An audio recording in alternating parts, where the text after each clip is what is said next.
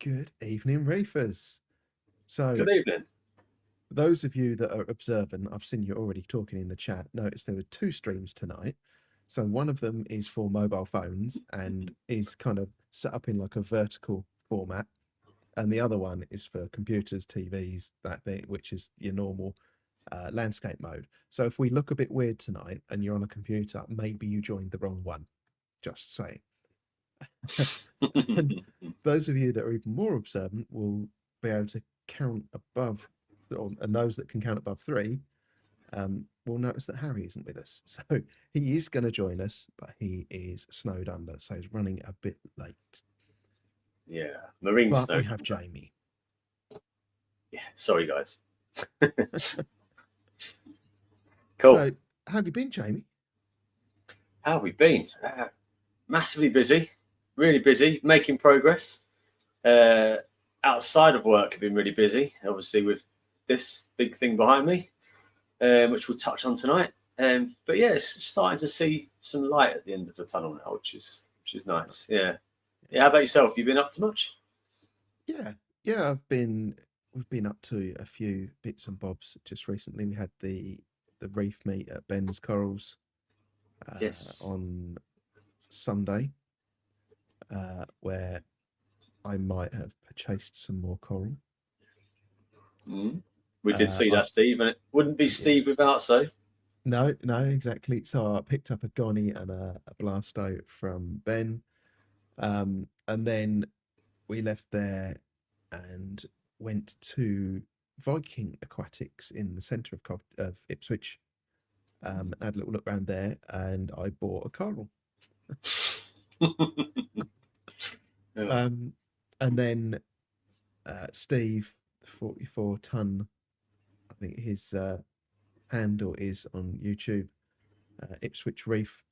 He was there with us as well, invited us back to his for a cup of tea. Had a look in his tank, which made my Reefer 250 look like it was sparsely populated. He had a very full tank. And yeah, he gave me another couple of frags. So I've got loads of stuff to I mean, at sort least out. you've got space for them now, Steve. You've got plenty of room for these. Yeah, exactly. Nice to have lots of space back again. Definitely so. Yeah. So I did that, and then I completely fucked up remaking my dosing containers. So I was using the Red Sea 4-part 2-litre containers, and I was going through 300 ml of magnesium a day. We'll come back to that one. And I was like, 2 litres isn't big enough. I'm going to order some 5-litre containers and some John Guest connectors. Drill the lid, put a little John Guest connector in and a little breather hole, and then put tubing into that, and it will look all nice and neat.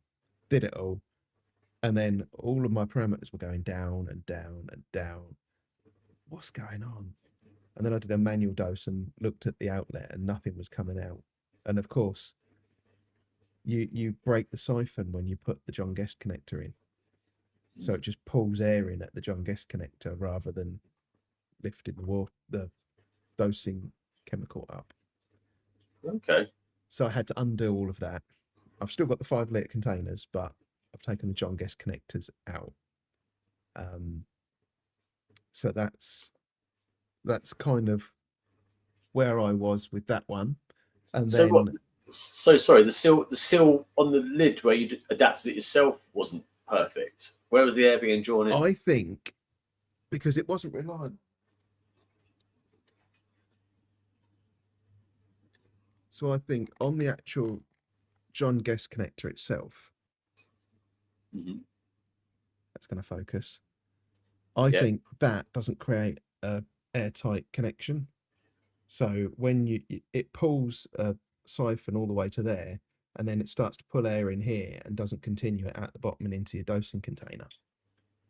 Okay, because on the TMC dosing containers, they come with those John Guest fittings on top as standard. I've not had that issue myself yet. It's interesting. That's interesting because I had some of the tubing that comes with the DOS, the Neptune clear tubing, and that's Yeah. quite a tight fit in there, so that actually locks in place.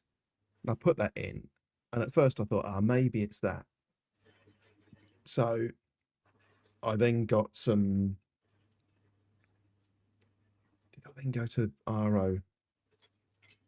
I think I've got some of the acrylic airline stuff. That's Yeah. too small, so that doesn't seal at all. And then I cut some of the acrylic of the RO line stuff. Put Yeah. that in, made a lovely seal, and then I managed to put the flexible stuff over that, but it still wouldn't work. Still wouldn't pull a vacuum. Isn't it fun DIYing? Yes. So I said that you might pick the wrong stream. That's what it looks like when someone picks the wrong. Gaza, you've picked the optimized for mobile phone stream rather than the optimized for TV. I wondered whether this might happen. I was expecting it to create one link and then it to just know what the device was and pick the right one. It's a new feature. We're in the 21st century now. You've got options for your portable device. Yes, I might have to either name the other stream mobile phone version or just not do it again. What else have I been up to?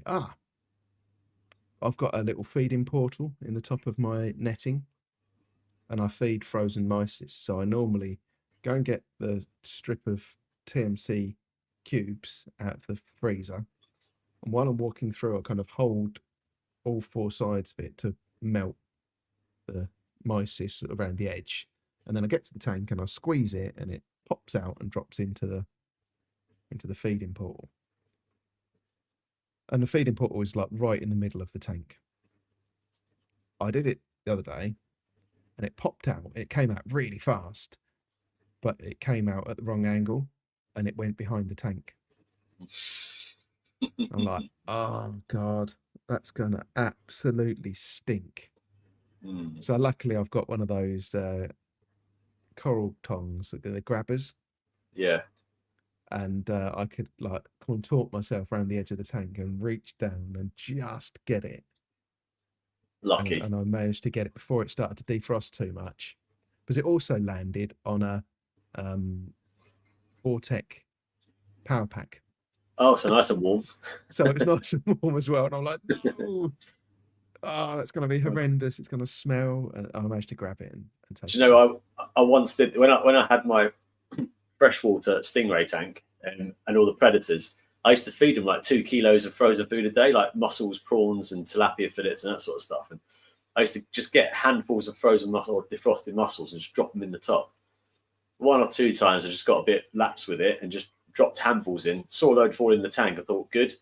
One time, 3 or 4 mussels was stuck on the cover glass at the top.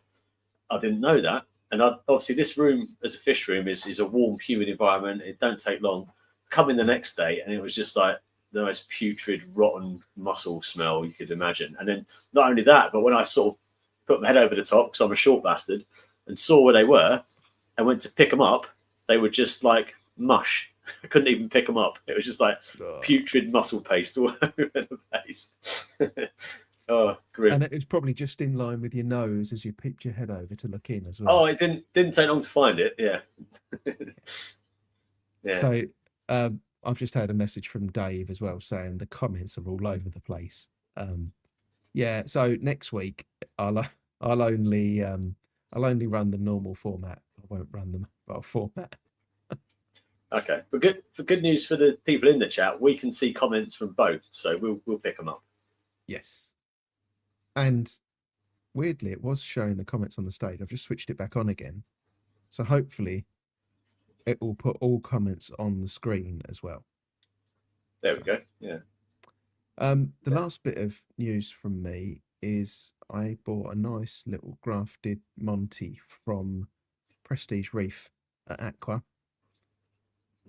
Been in the tank. I had a bit of an issue with it because when I went to cut the plug off of the frag plug, the pin, the whole thing just shattered. Bits went everywhere. But luckily, the majority of the coral, it just broke into 2 bits, that part. Um, and overnight and through the course of today, completely gone white. Okay. It's What, been from the totally fine crack since Aqua. No, from the it's cracked surface or the whole thing? the whole thing, all of it, just gone totally white. And Delayed onset. it was in the 250 tank for, well, obviously I've had it since Aqua. I cracked it when I went to stick it in this display, but that was 2 weeks ago now, and it's been fine. And then today, no, it's not wanting to play.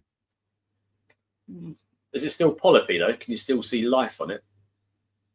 It looks like there might be a bit of life on it. I don't know. I did have a Asterina snail. No, Asterina starfish, Astrea snail, Yeah. like hovering all around it all day. And I was like, what is that guy doing? And then when I looked in, when I finished work at 5 o'clock ish, I looked in and I was like, I'm just going to move that. So I kind of moved it out of the way. And I don't know whether it's going to survive or not. It's a funny one, isn't it? Something as hardy as a Monty would just have that reaction, but you never know. They can come back. Yeah. Yeah, I know Harry was saying some of the ones when he had those metals in his tank. There was a couple that he really didn't think were going to recover, and they're really thriving again now. So, Well, do you know, I bought an Amazeballs Gonny frag 6 months ago or so, and I bought it with a pal of mine. We clubbed in together and got a couple. And when this thing came, it was like, you see a photo of a frag on a frag plug and think that looks decent. Well, not only was it on the smallest frag plug I've ever seen in my life, but the frag of coral was literally, it must have had about 4 or 5 heads for a Gonny. It was minuscule, right? And it's been sat there for ages, doing okay in the frag tank. And one of the bloody urchins has tipped it upside down on a mushroom underneath it. I thought I completely lost it. It's all dead. It just looks like, to the naked eye, it's good. Bear in mind it's quite small anyway. Just looks like a stub of stony coral skeleton, basically. Nothing there. However, yesterday, partly from me being lazy, I've sort of left it in place on the rack. Put the orange glasses on, and there's the faintest little bit of orange glow coming off of it. Like there's still a tiny bit of tissue there, still there today. So that could just sit there now, and if it comes back, it comes back. I mean, it's not taking up any space, so yeah, you never know. Excellent. You never know. I did have one additional news I could sort of add to my little news update for the week, and that was some of you may have seen I had a guest this week, which completely threw me. I was popped into AAC, and it was Salem's sort of last day. They just come back from Holland and all that sort of stuff, and Paul was still sort of a load of stuff to catch up in the shop, and he was like, I was going to bring Salem to somewhere or whatever. He goes, I can't do anything. Would you mind taking him to show your fish room for an hour? And I was like, what? I mean, if I'd have known that, I'd have cleaned it and I'd have done everything and made it look sparkling, whatever. And so I agreed, obviously. I was like, yeah, absolutely. That's amazing. So I ended up driving Salem back here from AAC. And all the way, I was just apologizing, saying, you've just been to Holland and Vivarium and seen all these beautiful, stunning tanks, and you're going to come and see, frankly, unprepared, shy, horrible, cyano-looking, ugly face tanks. I'm really sorry. I'm really, really sorry. And it was like, I was so chuffed to be able to have like someone like him come and look at it, but it was just the worst timing ever. I was like, just trying to, every time he looked at somewhere, I was like, no, come look at this. Like, divert his eyes away from algae and crap. But no, that was good fun, though. That was really good fun. Excellent. Yeah, just sod's law, isn't it? Always the way. Yeah. But anyway, yeah, ugly face is a part of the course, and I suppose people of Salem's caliber will know all about that, so it shouldn't really be phased by it. But Yeah. Well, let's have a quick flick through and see who we've got with us this evening. We have, of course, John Wright with us. Good evening, John. Hello, John. I think we're friends again now. Oh, what did you do to him? Oh, I just told him to F off on a previous stream. Oh, okay. Good evening, Dan. Hi, Dan. What else do we have? We have Lee as well. Nice to see you, Lee. Hope you're doing well. Hi, Lee. Gaza is with us. Good evening. An annual water change, eh? Anthony is with us as well. Good evening, Anthony. As well as Terry. Good evening. We have Liam with us. Good evening, Liam. Liam. Nick and Stacey as well. Good evening. Hello. Pedro's with us. Good evening, Pedro. It's good. Seeing a lot of Pedro recently. It's good to see. Yeah. Matt and Roxanne, good evening. It was nice to see you at the weekend. Hi, Matt. Lee is with us as well. Good evening, Lee. Hello. Who else do we have? Any more? Coach is with us. Good evening, Coach. Hi, Coach. Is that it? Kyle. Good evening. Had to think then. Rama. Good evening, Rama. Good evening, Chris. Good evening, Mo. We have Dino as well. Good evening. And Dave. Good evening. Tim is with us. Good evening, Tim. Hi, Tim. Good to see Gary again. Good evening. Evening. We have Marine Reefer. Jason, I think this is North Wales Rider. If it is who I think it is. This whole thing that YouTube have now done where they won't show your screen name, they only show your actual official ID. Really challenging. Yarrick, good evening, Yarrick. Hey, Yarrick. Who else do we have? Did I say Rama? Good evening, Rama. I thought I'd done Rama, but I'm not sure. Damn the mountains, but let's see, we're playing that game. Any more in here? I think. I don't know. Dave. Good evening, Dave. Dave. And Harry West. Good evening, Harry. Evening. Oh, yeah, look. Yeah. So, Ty, you had a 50-50 chance of getting the mobile friendly stream because I posted 2. But it seems to have just broken things for everybody else. Who else? Anyone else? Harry, Dan. I think. Oh no, Amanda. Good evening, Amanda. Hey, Amanda. And did I see? I thought I saw Hayley in here as well. I just might not have got to her yet. Yes. Good evening, Hayley. That's good. That's a lot of people with nothing better to do on a Wednesday than come listen to us talk about what we do. Welcome, everyone. Yes. So we're going to talk about maintenance and things like that as a topic, just to kind of stop us from just babbling nonsense. Well, that's what you get me on here for, Stephen. It's to babble nonsense. Yeah. Good evening, Entra Hartoon. Don't know that one. Good evening. Nice to see you. It's a new one for me. Yes, the comments are broadcast, so they're twice as well. I'll highlight some of them and they're on the screen. So maintenance. Because I did my usual trick of like throwing a load of ideas at ChatGPT and then telling it to build me a script of kind of bullet points to talk about. And some of the things it says always catch me off guard. So it says daily checks, temperature, salinity, ATO, and livestock health. Yeah, I kind of do that with Apex, but not a manual check on them. It's pretty much spot on. I mean, I don't do salinity daily, but your livestock checks is probably the main one you do on a daily basis, right? Just when you're doing your feeds and you're looking around and watching your tank. It was the salinity that caught me out. As I was reading it out there, and I did think, well, I do look at it at Apex every day, but that's an indicator more than a test.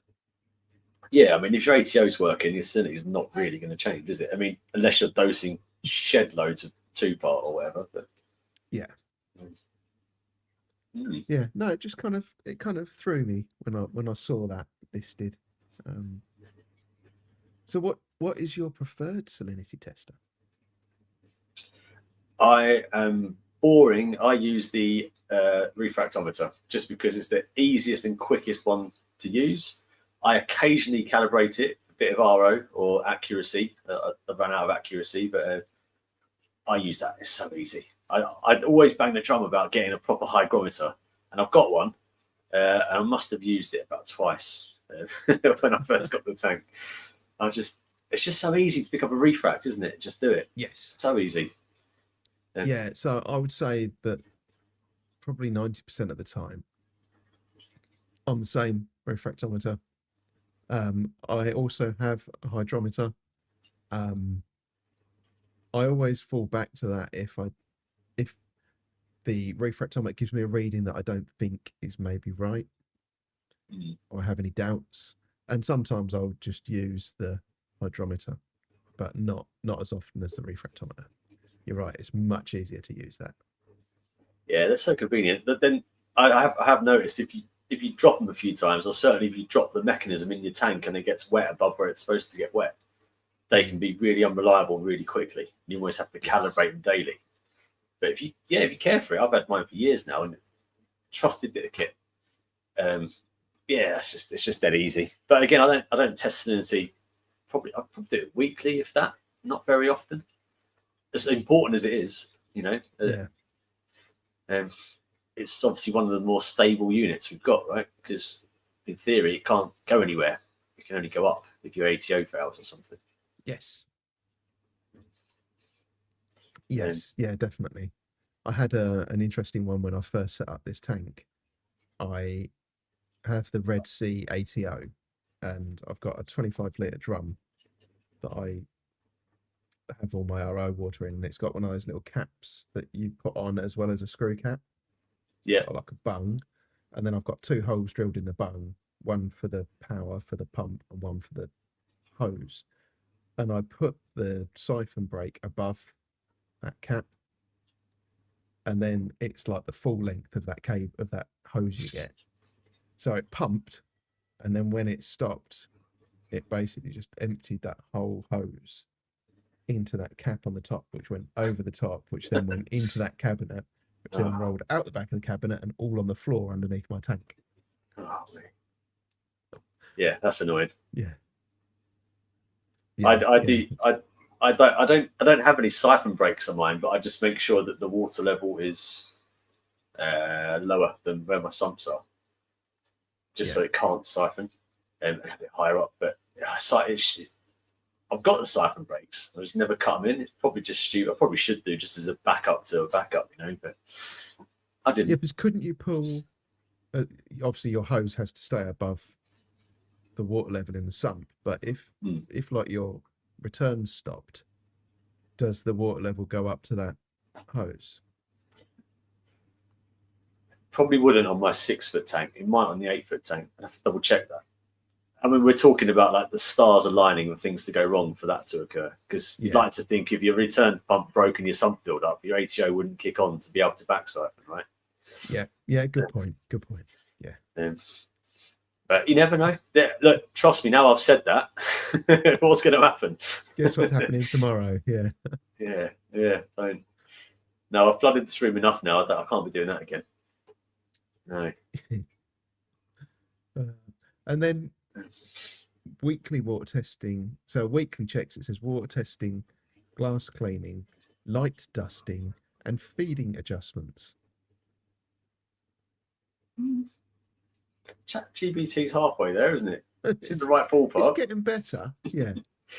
I mean, glass cleaning. If I was on this new tank behind me, if I could do that weekly, I'd be well happy. Yes, me too. At the minute, it's almost daily, and when I say daily, I'm at the stage in the uglies now where I get that green dust all over the glass very quickly. So I mag scraped this about 3 or 4 hours ago, and I can already see a slight film coming back again. It's so rapid.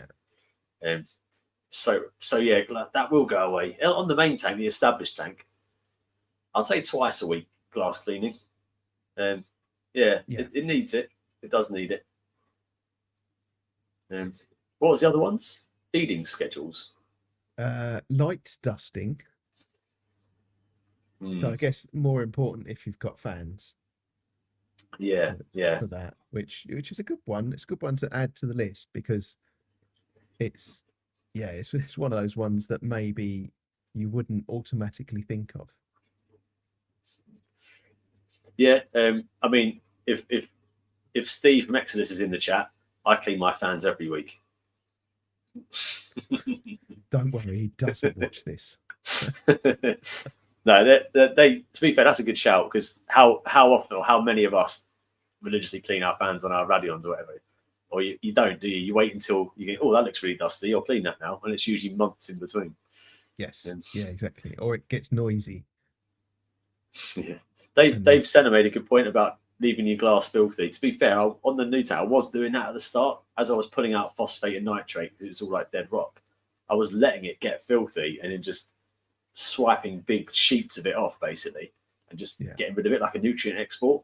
But now it's getting to the point I want to look at it. I'm cleaning it a bit more, just getting out of it. But it is a good shout. It's almost like using nature to do your phosphate reduction, isn't it, on a new tank? Yes.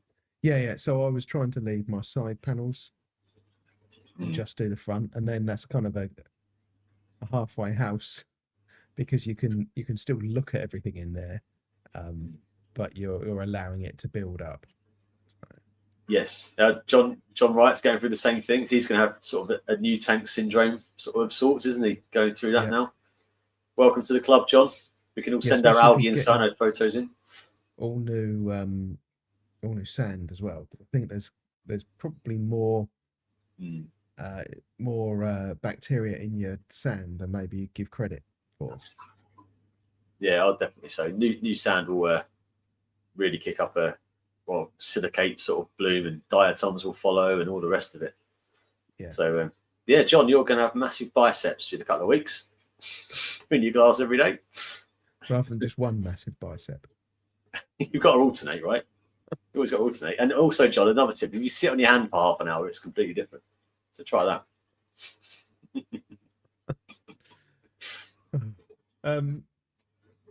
Water testing. What's your preferred test kits? Ooh, right. Probably like most of you, I don't have a single brand for everything. So I use Salifert for calcium magnesium. I like that. I use Tropic Marin for phosphate and the nitrate kit. And Tropic Marin for KH as well. Bit of a mix. I have got some Hannah checkers, but if I'm honest with you, I'm at work all day. I work in industrial water treatment. I'm using photometers and doing loads of tests all day long. The last thing I want to do, A, is any water testing when I get home. B, is faffing around with Hannah checkers and doing that level. So they don't get used much. But yeah, I like the Salifert calcium magnesium. I think that gives me the easiest color change result I've found. Yes. And then I like Tropic Marin kits. I have used a couple of the NIOS kits at AAC and stuff, playing around with them. So that might be another purchase. But what I don't want to do is end up having 2 or 3 calcium kits from different manufacturers because they're all going to give you slightly different endpoints and whatever. Yes. And you're never going to use them all before they expire. Yeah, that's it. Get one and stick to it. Yeah. What do you use then? Do you rely heavily on automation and Tritons and things like that? Interestingly, you can see them there. I have Hannah, nitrate, magnesium, nitrate, phosphate, and ALK, and Salifert, calcium and magnesium. Yeah, okay. Calcium and magnesium on the Hannah is just like a ridiculously challenging process, way overcomplicated. It is, and I've used the Hannah. I've got ultra low phosphate, ultra low nitrate, and low phosphate one. I think they are. That ultra low nitrate one is literally, it's like a 20-minute process to do your test on the Hannah. And how many times have I done that and then knocked it over at the end? And I'm like, oh shit. You know what I keep doing, and I did it today. I was doing a phosphate test, and I'd done it. I'd done the test, C1 test. I'd mixed it, or I'd shaken it for a minute, cleaned all the vial, put it back in, started the timer, and then my daughter come in and said, "Oh, can you run my friend home now?" I was like, "Yeah, yeah, sure, no worries." Run her home, come back, and the screen's off, and I'm like, I now have no clue what that test was. Yeah, yeah. And I They're, do that so many times. Just get they're, distracted when I'm doing it. they are painful. Or if you press the button one too many times and it just blitzes through the test, and it's like, no. And Yes. then, yeah, they're good and they're accurate, but then they're only as accurate as you. So if you've got a smudge on your vial or something, or you haven't quite mixed it properly, and there's a cake of powder at the bottom or something, you know what I mean? You have to get your process has to be on point precision to get any meaningful reading out of a Hannah. Right? They've definitely got a place. To say, I've had trouble with nitrate in the past, as in not being able to get any. So I was having to use the ultra low nitrate test on a Hannah just to see where I'm at in between ICPs. Yeah. Because on a standard nitrate kit with the Tropic Marine one, there was not even a tinge of pink coming through. It was just clear water. It was like, it has to be something. I mean, and I was dosing nitrate at the time. Yeah. So there has to be something. That's when I went down the rabbit hole of getting myself a Hannah kit. Yeah. It's one of those things, isn't it? When you get one like a Hannah kit, it's like a new toy, and you use it every day for a couple of weeks, and you think, yeah, I'm into this, and then slowly gets a bit dull and repetitive, and stays in the box now. Yes. Yeah, Dave's got a good point. He has to use the phosphate Hannah because he can't see blue. Oh, Dave Senna is Dave. That name threw me again. Sorry. So I got you. Yeah, that's true. Yeah, so a photometer, and the good thing about the Hannahs and photometers is that there's no subjectiveness. You know, like my endpoint might be different to yours if I'm titrating, but a Hannah's just a number on a screen. So it's like, yes, from that point of view, it's user friendly, right? Yeah, exactly. I was just having a quick look through because there was a few more people turned up. Just wanted to say hi. So Tony, good evening. Reef Mac is in here somewhere. I can't find his comment. Good evening to you. And Emma is with us as well. Good evening, Emma. Wonder if Dave could do his phosphate kit with his orange glasses on. See what happens. Interesting. And I wonder whether, like, when he's on the live stream and all we can see is blue, whether it's just like a dark room for him. Yeah, absolutely. No, so testing's it's a good one, isn't it? Like, we all like to say we do a lot of testing, but I think the best way to do your testing is just to have a routine and stick to it. If you do it every Monday when you get home from work, stick to it. Because what you want to do is, you might find that, I don't know, you might, depending on your work cycle or how you feed your tank or whatever, you might give them 2 feeds on a Wednesday when you work from home, for example. So if you do a phosphate test on a Wednesday or a Thursday, you'll probably get a higher reading than the tank's average norm. So I like to just pick a day. Mostly for me, it's on a Sunday afternoon, and I'll do all my testing on a Sunday. And if I do it at the same time every week, same day every week, that trend is a bit more relevant. Yes. And that's how I would stick to it. Yeah, it's interesting. The Prestige Reef Dork show with Alex and Ryan, the number of people that comment on that saying, "Oh, I always listen to you while I'm doing my water testing or tank maintenance or water changes," and they do that. They have like this one time slot, and they use that 2 hour window that the live stream's on to do all their tank maintenance. Yeah, do you know what? I do that sometimes. It's good to have the sort of reaping chat in the background while you're doing it. I totally get that. Yeah, I'm all over that. If anything, it gives me a bit of time to make sure I do it. Yes. Yeah. Good evening, Mark. You doing well? There you go. Yeah, Hayley's on perfect example. Hayley's doing hers now. It's lucky I didn't say it's reserved for those streams that aren't as interesting, so they're just on in the background. No, we get you. It's all good. Yeah. Does everyone else check weekly? I noticed that Mark said testing. What's that? Yeah. you know what? There is an element of when you've got. I think I've seen obviously pictures of Mark's tank. It's a huge volume of water. So you've got that. That's quite a stable setup. I think going through your testing, if you've got a nano tank, testing would probably be a lot more important to you than if you've got a 10-foot display tank, because things aren't going to swing very quick in a 10-foot tank. Whereas in a nano tank, you could overfeed once and you get a swing. So, or your dosing goes off for a day and you've got a massive depletion, and it's probably more crucial on that. And stable tanks that are running well, you know your tank, don't you? We all know our tanks. Your best, I always say it, the best test kit you've got are what you're looking at, your eyes. Yeah, and I think everyone's tank has that one coral. There's one coral that gets pissed off before anything else, and that's like your canary in the coal mine. That one doesn't look happy. Something's wrong. As Dave said, with titration kits, is it better to do it in daylight? Yeah, 100%. 100% it is. Yeah, they're designed to be read in daylight. That's the spectrum of light they're spectrographed on. I don't know the word, but that's what they're designed to be doing. So by a window, by an open door is great. I cheat sometimes. I've got right next to my desk here, I've got a planted sort of freshwater tank with a day glow plant growth bulb on it. Perfect for me. I put them under that and it's like perfect rendition of colour. But daylight is, I don't know if we're getting a bit too into the minutiae of how that changes the accuracy, probably tiny fractions, but technically daylight's best. Yeah. I once did, we were talking about the refractometers when I first started. It can't have been, I'm pretty sure it's when I had my Reef Lead 90s. I got my refractometer out. It might have been the first time I wanted to test salinity in the evening or something. I put my little drop on the lens, closed it, and I waited like 10 seconds to let the temperature stabilize.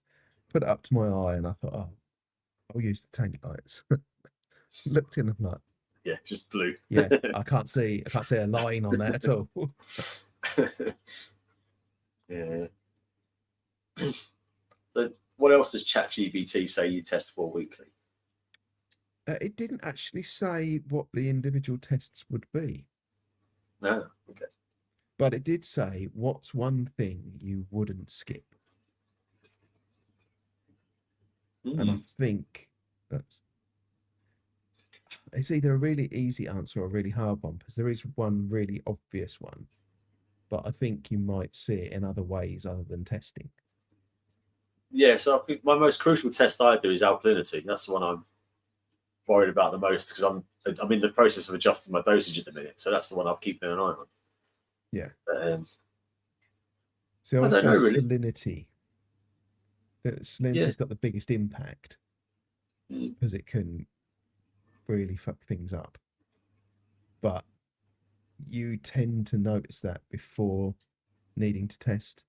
You might test to confirm it's that. Yeah. I mean, they're all kind of, most of the tests we do are kind of intrinsically linked as well. So if you've got a high salinity, you're generally going to have a slightly high KH calcium MAC, because it's all kind of in together. It's generalizing here. Yeah. So I tend to, as I say, I don't check salinity that often, maybe every couple of weeks, every week, or whatever it is. But if I've tested and I've got an unusually high magnesium or calcium result, then I go, I wonder what the salinity is, and I'll check that. And I don't do many water changes, so my salinity tends to creep up as time goes by, just because of the dosing going on. And you're adding quite a lot of mineral content, and it pushes your salinity up. So that's my barometer for a water change, is my salinity creeping up more than anything else. Pedro's got a good point. That most of the tests, the margin of error is so big, it's almost not worth it. Some of them. And you factor in the inconsistencies, the fact that not many of us have worked in a water testing lab like you, and have any kind of training. We're kind of a step above trained monkeys, just throwing water at test kits. Yeah, we all just follow instructions. He's absolutely right, but the margin of error can be reduced by the person doing it. So if you imagine a Salifert magnesium kit, you're doing it. I've got a 1,500 litres of water behind me, and I do the test on 2 mils.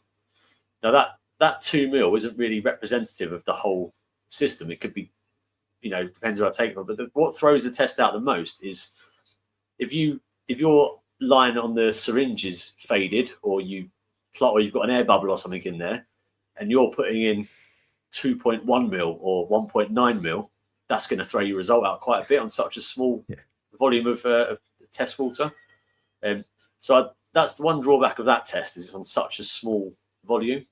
They could easily supply you with a higher concentration of reagent to do a 10 mil test or something, but that probably then comes into safety concerns with the strength of acid in the titration bottle or something. So they've had to do it on a small scale, so it's so dilute.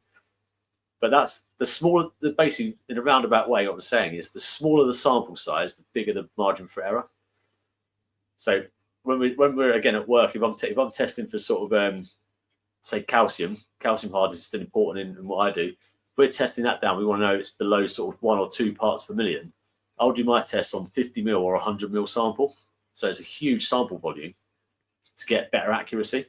Yeah. So if you imagine, you extrapolate that backwards, we're testing our systems with quite a high calcium level in terms of, like, say, 300 to 400 ppm is quite a high level, and we're only testing a tiny 2 mil sample. Any little deviation in that sample size can throw your test result out quite a way. Yeah. So could you take, like, the calcium test, for example, and put 4 mil in, and then just double everything else? In theory, yeah. In theory, you could do that. If you doubled your sample size from 2 mil to 4 mil, your titration number on your syringe you'd have to halve, or times by 2, right? Yeah. So you could do it backwards that way. Downside to that is you'll just use a load more reagent, and your test kit won't last you as long. Yes. Yeah. I just wondered if as a one-off, if you wanted to get a more accurate test, but then ICP. Yeah, I was about to say, at that point you're probably better off doing an ICP and getting a whole load of things checked. Yeah, I think as long as people understand that all the off-the-shelf test kits we buy are never ever going to be lab grade quality. They're just there to give you a snapshot overview, and that's all. Yeah. If you understand that's all they're for, and don't hold them to precision, then fine. And as I said earlier, it's about the trend. If I use that same kit at the same time on the same week, I get a trend line which I can graph then. And it doesn't matter if I'm 5 or 10 or 20 or 50 ppm out, as long as I'm doing the same test every time, I'm still going to see a change. Yeah. And that's as good as they are, really. For us lay hobbyists, that's as good as they are. Yeah. And I think for the vast majority, that's as good as they need to be as well. No, it is. Yeah, it is. It is. Look, I kept my first reef tank 20 years ago, and I didn't even. ICPs didn't exist. Solutions didn't exist. We just did water changes and stuff grew. We didn't need all of this level of stuff. It's just making us better at it. So, yes. You don't need it. You don't need to chase all these fine numbers and have accurate kit and stuff, but we're getting better at it. Just know its limitations. Yeah. What else is on my list? Gazza's favourite. Water changes. Do you water change? I mean, are we starting a whole new live stream on this? Because we could be here all night. Right, if we just take Gaz out of the chat for a bit while we do this bit, we'll be all right. No, I'm coming around to sort of hybrid. So I've always seen the value of a water change, but now I've got a much bigger system. I'm going down the route of few and far between water changes, just for ease. And I've done experiments on my other system just with doing one water change every 2 or 3 months, and that's only really out of necessity. And corals are growing. I'm fragging loads. I'm doing okay. I've got a decent balance. But then also, like I was watching Dan's video earlier, how he said he went 5 weeks as long as he's ever been without a water change. And although he said it looked okay, I'm a massive fan of, if you've had your tank running for 2 years and you've done a water change every month, don't stop doing it, because the system has adapted to that and that's how it runs, sort of thing. So yeah, I don't know. Where do you sit? What are you going to do on your 8-foot tank? Are you going to be doing more or less? So I did. I left it for 2 weeks. So I thought I'm not going to just stress about it in the first week. I've already changed enough. Let's give it a little bit more, kind of the maximum amount of stability you can give it. And then after 2 weeks, and everything was looking pretty good, I thought I'm going to do a 50 litre water change. So not quite 10%. And it went okay. I think on my 250 tank, I've got a bit more time with it to kind of reference it. I used to do 25 litres a week. I was doing that absolutely religiously every week, 25 litres, normally on a Friday. Finish work a bit earlier on a Friday, so I used to do it then. And just got into the habit of doing it every single week like that. And then I think I was ill one week. Then when I came back to work, I had to catch up with everything at work. And then once I'd done that, I then had to go away with work. And I think it ended up being like 3.5 weeks before I got to do a water change. And I looked in my tank and I was like, that's looking pretty good. I was then starting to think to myself, do I leave it another week? Do I see? And I thought, no, I'll do a water change and then I might leave it 2 weeks before doing the next one. And I'm thinking along the lines of maybe that's something that I'll do with this is wait and do it every 2 weeks rather than every week. And John Wright has got a point here. Dave Saxby hasn't done a water change in 4 years. Yeah. He's also got access to an infinite amount of trace elements and whatever he wants without paying for it. So yes, it's and phosphate resins and all the rest of it. But if he had enough, even if he had to pay for it, I think he's got enough budget to. Yeah. But that's the thing is, again, we always say there's different ways to reef, right? So I'm kind of all for the no water change thing if your system's balanced and you've got just the right amount of export. What I find is it doesn't go hand in hand. If you're doing a heavy dosing schedule, like my system over here is consuming quite a bit of 2-part and other bits. I find that when I do a water change, it takes a week for my levels to settle back down again to where I'm dosing to. Like, so if anything, a water change on that system, I do 100 litres at a time. It's almost like has a bit of a destabilizing effect. Yeah. And I have to wait for it to settle back in again. And I'm like, I don't know if that's doing more harm than good in doing the actual change. Yes. Yeah, could be. But I suppose the answer to that is just to do multiple smaller water changes. But then you're in the argument of, well, it's hassle and time. And, I get that. If I could do like 5-litre water change every couple of hours with automation, that's probably the sweet spot. And I wouldn't have to dose as much. But that's not practical. I've not got the kit for it. So automatic water change. That's what I mean. I've not got the setup for that. I've not got any drainage out here or anything like that. So I couldn't get to that. But that would then if I was doing that approach, then I probably wouldn't be dosing anything. I'd not be dosing on the head. Yeah. You could pipe the waste salt water out for the chickens. Yeah, to be fair, I wouldn't mind getting rid of them. Good evening, Tom. I hope your drive was successful and event free as you want drives to be. Yeah, he's had a bit of a trek today, Tom, and by all accounts. He's been down south. He's been proper down south. He has, yeah. Any more south and he'd be getting wet, I think. Yeah, but yeah. We have Ron with us. Good evening, Ron.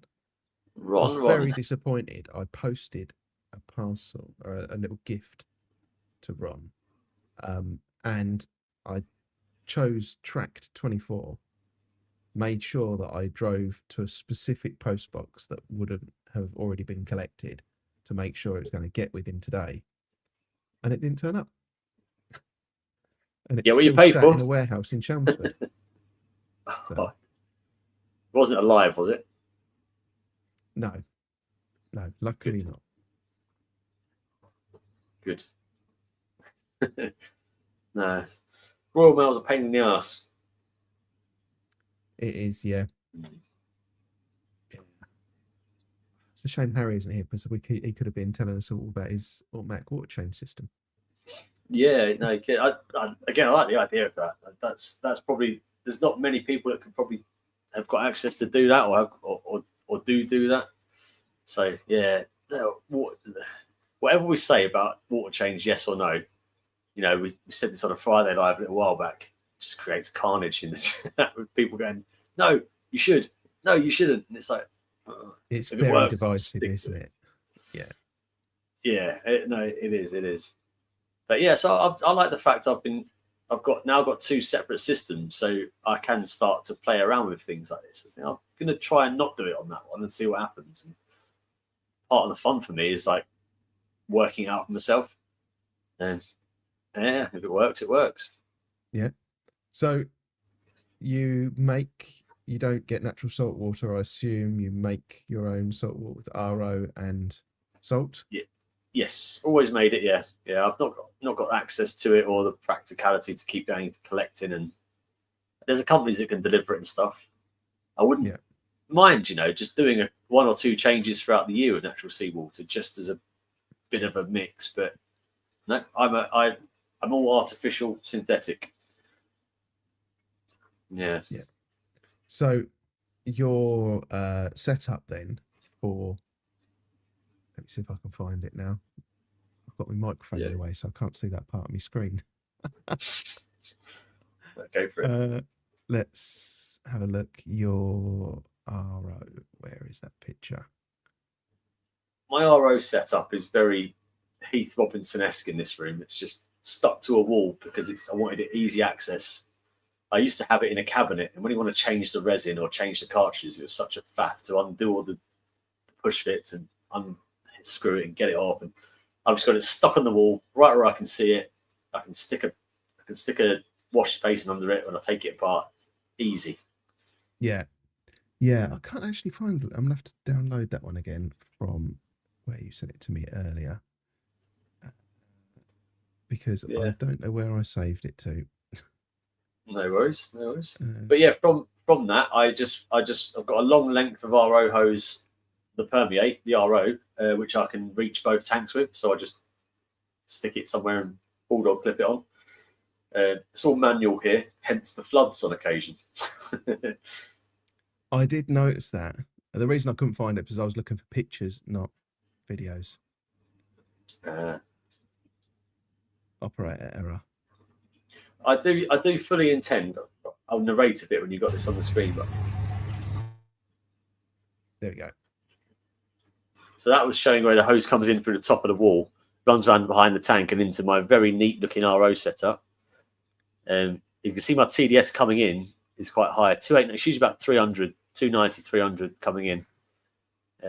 But yeah, I just have a long hose that I can fit into my 6-foot ATO resi, and also I can fit it into the 8-foot resi. So it's very manual, and I do that probably once every week and a half, 2 weeks. I find weirdly the smaller system evaporates a lot more water than the larger system. So I get through probably about 50 litres every week and a half on the 700 litre system. And I get through 65 litres every 2 to 3 weeks on this one. Only thing I can put it down to is the air conditioning unit sits right above the other tank and obviously dehumidifies somewhat. Must be that. Yeah. Also, the fact it's got 4 radions stuck above it, which are quite warm as well. So I did notice here as well that you have dual membrane. Yeah, my actual RO unit is obsolete on the floor down here at the minute. I borrowed this from AAC when I was filling up the tank behind me because it was going to take about a month of Sundays with my old unit. So Paul lent me the larger unit, and I'm going to invest in something as big or bigger. Yes. Yeah, I like a dual pass or a dual membrane system, I must admit. Yeah. Bit more resilient. Ron, there is 2 links. I uploaded 2 so that it would stream in either. You could choose if you wanted it in normal desktop format or mobile format. I think it's been a massive mistake, and I won't stream in mobile format again. Multiple people have clicked on the wrong one. So I love Ron trying to be clever without realizing he can't click another link. Come on, Ron. I did take a quick picture. I didn't do a video of mine of some of my RO setup. So I have, when it appears, add So that. you've got, I think, is yours out in the garage? Yeah, so I have, this is like outside the garage. I have a hose connector that goes to just, normal RO line. And then from there, I'll find the next one. It kind of goes up and into the garage, which is this one here. So that's that line on the left that kind of goes up and then it goes into the garage. And then you see Yeah. another one coming out, which is my waste, which is teed into the drain pipe out there. So all the waste just kind of goes down into that. Does your garage is it insulated? Does it get really cold in the winter? It isn't insulated. It gets pretty cold. I had the same thing in my last garage, that wasn't insulated. I didn't have any issues with it freezing. Right. So I'm hoping it's going to be the same this year. And then inside the garage, I have, so you see this is the lower of the two lines coming along the wall is the in, and then the upper one, which kind of loops, is the wastewater. And then you can see I've got 3 stages here. So that's sediment, carbon, carbon in there. And then the membrane on the top, and then it goes through RODI separate. DI resin separate. And then it goes into that 100-litre water butt. So and do you use that for your ATO then, or is that your mixing vat, or what's that for? That stores RODI water, and then I'll decant it and either fill up my RO container, or I'll fill up a 25-litre container, tip a load of salt in, and chuck a pump in there and mix as well. I would like to do a separate mixing tank as well. Yeah, no, agreed. So would I. Like, is any of that? None of that's drilled through the wall to your system, is it? This is all completely. You have to move water between it. I have to go out with a 25-litre container and fill it up and bring it in. Yeah, it's a handy space to have though, because if you did cause a bit of a flood, you might get that plug socket hanging off the wall, but it's outside. Yes. Yeah, exactly. Yeah. And that runs continuously, does it? Just on a float switch in there, float valve? No, so there is a float valve on the, let me add that back to stage, on the top where that line goes in. There is a float valve. It has got it's a pumped unit with a shut off. So if it lifts up, shuts the RO off, it builds the pressure up, and then that stops the incoming coming in anyway. But because it's just using like garden hose to bring it over to the garage, those connectors, they're only 100% watertight for about a week, and then they start to slowly seep water out of them. So I leave it running, and then after, I don't know, 6 hours or however much I've used, after enough time has elapsed to fill it again, I'll just go out and turn the tap off. Got you. Well, Tony's got his RO unit on his kitchen sink, so he's leak proof. Looks of it. Yeah. Like his style. Yeah, you see a lot of people have it under their kitchen sink, and that, like, kitchens are expensive if you mess all that up with a ton of RO. I've done it when I had a flat before I moved here, and I was above someone, and I had the RO under the sink, and got a knock on the door about 1 a.m. with water going through to the guy's flat beneath me, and that wouldn't have been a major drama other than he'd just had it decorated from the first time I did it. Oh, no. Yeah, so that was like, tank sort of had to go then. It wasn't good. Oh well, I don't live there anymore. It's fine. Oh yeah, you're like one of those neighbours from hell. Yeah, the thing is though, he would always come around and go and love the fish tank. He'd talk about the fish tank for ages, and then when that happened, not once but twice, it was that fish tank's got to go. Yeah. So fair enough. So you also sent me a little video of a bit of a progress update on the 8-foot, but it included your sump. Yeah, mainly the filtration side. quite interesting to look at as well. Okay, we can do that. So we was going to talk a bit about filtration and sumps and stuff, wasn't we? So Yes, so that is here. Let me put it on the stage. So this is the ugly stage at the moment. You can see the algae and bubbles and stuff all over the rock, which is slowly starting to recede. My flow is pretty low, hence all the crap builds up there beneath the overflow. So more flow needed. But then it falls down to this chamber where I'm sort of keeping some NPS filter feeding inverts, which seem to be doing quite well. I mean, they're getting quite a lot of polyps coming out, and they're certainly, it's the dirtiest part of the system. So just a bit of an experiment. That then goes through into the Reefmat 500, which is really working its guts off at the minute, and then the skimmer overflows So do you into. pump it? Sorry, do you pump it from one chamber to another then? Yeah, my Reefmat's pump bed. Yeah, the pump is just beneath it. It's that Eheim pump you see there. Okay, yeah. With the intake aimed at the flow direction of the first chamber. Yeah. I didn't want to put the whole contents of the tank through it because I think it can be too clean. Yeah, that's a good idea. So pump it through that. This chamber is just, it gets, as we're going down the cleaner side, that's just my phosphate resin, bit of rower, and then the only live rock I've got in the whole system, which is 5 kilos worth. There'll be plenty more added to that. And then the last chamber is just return pump and heaters. So I've got, because it was an old freshwater setup, the sump is huge. I've got a lot of space to play with. So obviously there'll be equipment and stuff added as we go along and all that. But I wanted to have that first chamber as like almost like another tank. And I thought a lot of people do a frag tank in their sump, whereas I'm fortunate enough that I've got a frag tank on my other system. So that sump for me was a perfect area for me to try and play around with some like NPS and like, gorgonians and stuff that doesn't need to be lit. And I've also got a pet mantis shrimp in there at the moment as well.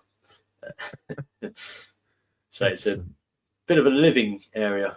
But yeah, I just sort of thought, the reason I tried that is I got a bit inspired off my other system where that falls into the sump. The settlement chamber there is just absolutely caked in fanworms, sponges, all this bryozoan mats, all this loads of growth.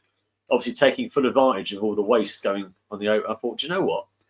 I like that. I've never cleaned it out. It's kind of like my little sort of refugium natural part of the system. And I thought, I like that. I'm going to do a bigger version of that on this tank, but actually put some animals in I want to be there as well.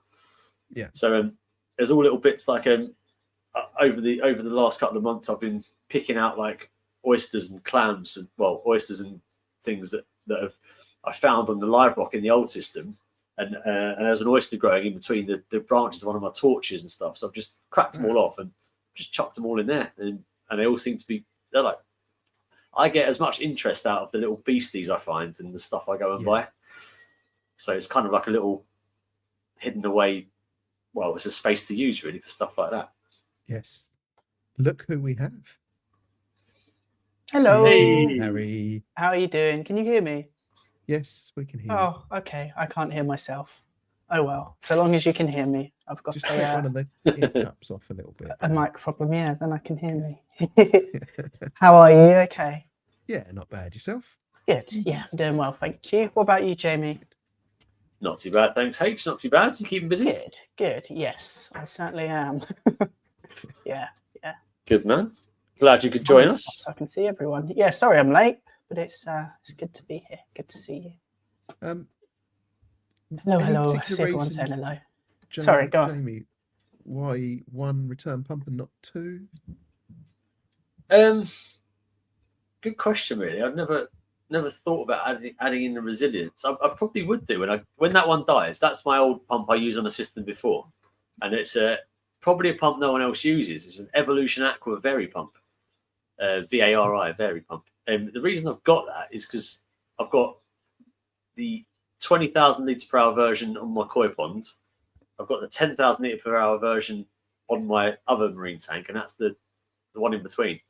So I've got 3 of the same pumps. The reason I did that was when I had the freshwater systems, because they're quite known for the control boxes to fail, which I've had 2 go in the past sort of 5 or 6 years.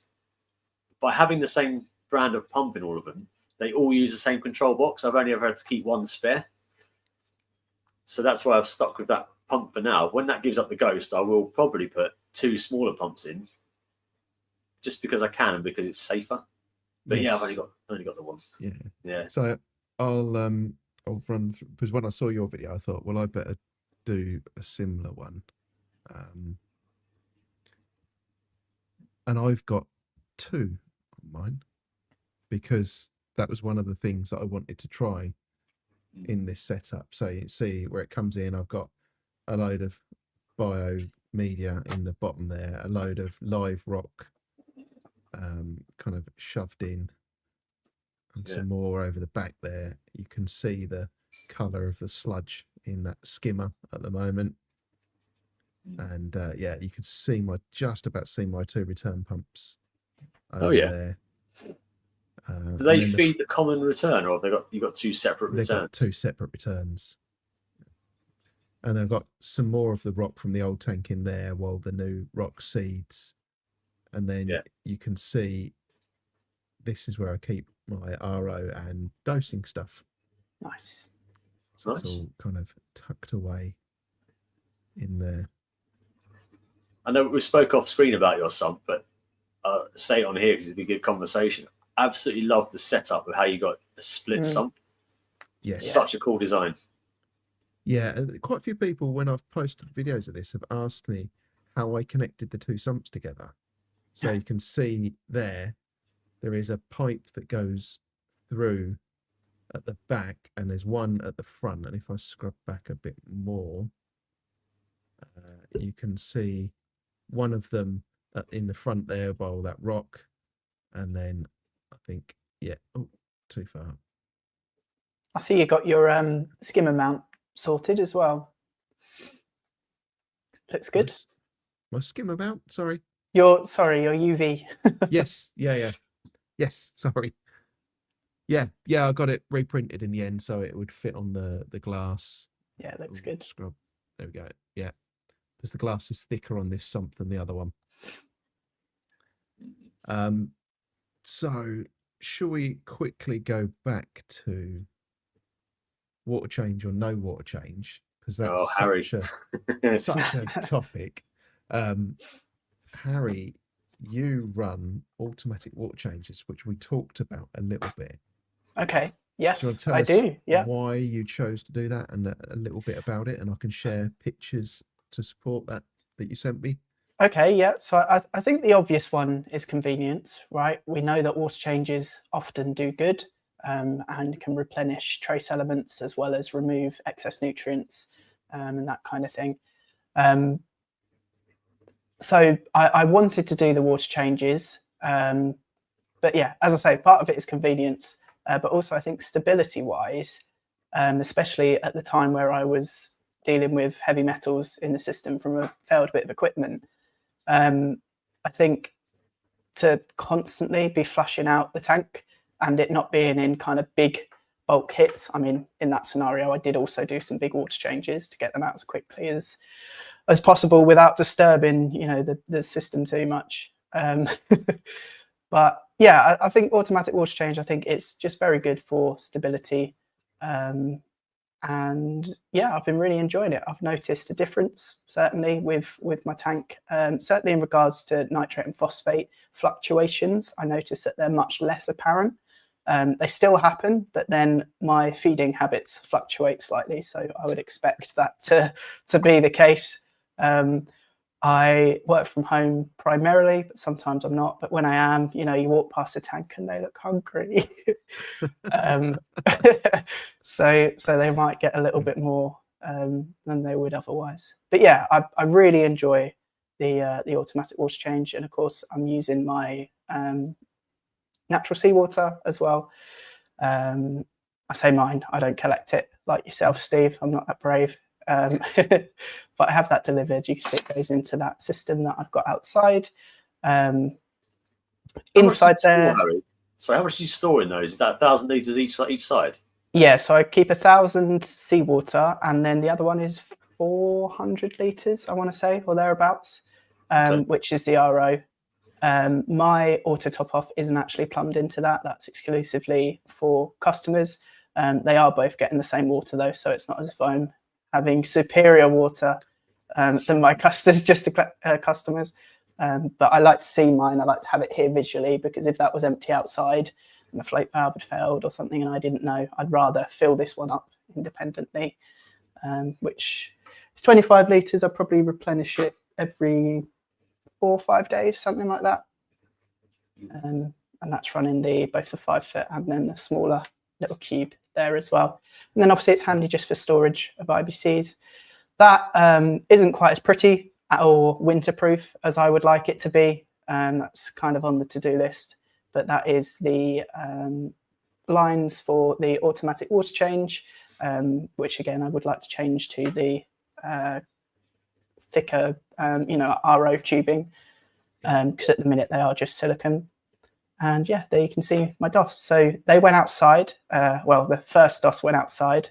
You might be able to guess why, especially using it for an auto water change. Yeah, so that went outside, and that first automatic water change was actually moving water between the 2 tanks, which again was actually for primarily, well, out of laziness, because I had to keep doing water change and maintenance and testing on 2 tanks. I thought, well, if I can plumb them together, that pretty much eradicates that. However, I didn't have the know-how or technical skill to start plumbing 2 tanks together, and that was the easiest and most convenient way I could think of, especially as I already had the DOS for dosing purposes before I used the Red Sea. And then when I remember you doing this, and I was thinking it's a bit dicey in case one slot is calibrated slightly different and puts in more than it takes out, and you end up with a bit of an overspill. Or you've got to be on it, haven't you? So that is where I put a fair amount of importance on the apex. I think it can be easier to implement things like that when you've got fail safes like that. So for example, I'll get an email if my ATO runs longer than it normally would on both tanks. So, I'm going to notice those kind of fluctuations. Hopefully, fingers crossed, touch wood. But yeah, it could be that one line, like for example, come the winter, one of them might freeze up a little bit, the other one might not, and that could then cause fluctuations and things like that. So I think it's definitely wise if you're implementing something like that, certainly between 2 tanks, to keep an eye on it. And then the DOS QD is doing the actual water change. That does come straight out the seawater IBC and straight into the tank, and that's currently swapping 15 litres per day. Okay, and is that just plumbed to drain so your tank overflows to waste, or do you pump it out again? Yeah, luckily I've got a drain right on the driveway, so just goes into there. Yeah, handy. Is very handy. Yeah, no, I still do I'll either do 25 or 50 litre water changes once every maybe month. That's on the both tanks, just vacuuming sand bed, that kind of thing, just to keep the sand bed stirred and a bit clean. I do I'm a pro sand bed stirrer, so yeah, every now and then. Question for you, Harry. Yes. Now you're doing your auto water changes daily. Mm-hmm. Does that completely wipe out the need for any supplemental dosing? No, I wish it did. No, I actually dose a fair amount. I say it probably, so I do the homemade ones, and I'm probably dosing an average of 20 ml of each per day of alkalinity, calcium, magnesium. And then I also have a calc stirrer that my ATO goes through. Right, okay. And I'm dosing trace elements A and K. Do you think if you was doing a large percentage water change, you could knock off the dosing, or do you think the consumption is always going to need some supplementation? Possibly. I think there would be then an argument for how much I'm going to spend on water versus how much I'm going to spend on dosing anyway, especially as when you're doing it DIY. It's so cost effective anyway. I think the other thing is having that little bit more control, because I do often just open my Red Sea app, open, the Apex. I do my Trident tests for me, but I do fairly regularly, once a month or so. test the same levels with the Salifit because that has drifted before. So yeah, I lost my train of thought, but yeah. You need to dose. That was a lot of words. Yeah, Yeah. I do need to dose. Yeah. So Gaz is asking, what's the monthly cost in salt water? Good question. I am not sure. I should know, but no, I'm not sure. And that's not because I've got loads of money, but that's because I buy it in bulk. And people come and purchase it from me so that people in the local area, the company only has to make one delivery and they come to myself. I would estimate that my cost going on what my customers pay, because I don't make a profit from that. They're just paying basically what it would cost them otherwise. I'm probably would expect to pay for myself £50 a month, something like that. £40 maybe, £30. But then if you think, you know, a cost of a bucket of salt, yeah, it probably works out dearer, I'd imagine. But then I don't think most people are doing 15-litre water changes every day. Well, I mean, if you're using natural seawater in the heart of Suffolk, you've probably got to pay a bit more, haven't you? So yeah, sure. Yeah. Yes. Excellent. It's one of those things I like to play with. Mark saying 1,000 litres costs him £5 in fuel. There you go. Yeah, I think for myself, especially as I am providing it for other people, I know that every time this is collected, it's ICP tested. I know that it's regulated by the food industry because the same suppliers actually supply, like in tanks where you pick your lobster that you want to eat and that kind of thing. So their water's got to have no like parasitic whatevers and stuff that Jamie will understand far better than I do. But yeah, I think it's nice to know, certainly for peace of mind in regards to supplying it to other people, that I have the ICP for each batch. Yeah.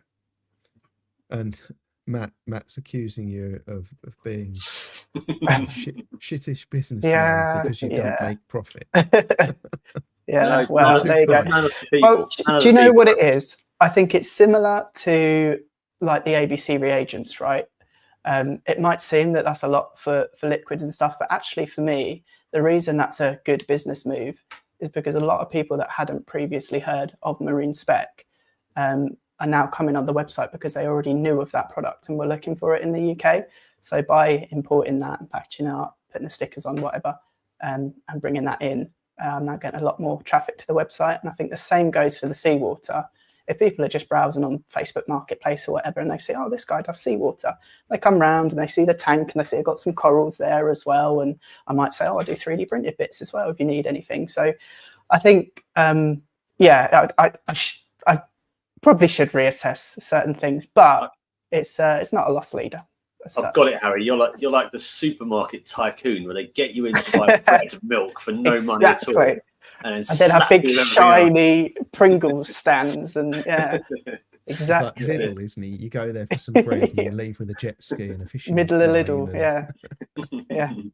yeah, brilliant. No, it makes perfect sense though, because that's a commodity item that people are going to use and come back for. So yeah, exactly. Yeah, and I think people do notice a difference. There's always going to be an argument, and people are going to be for and against.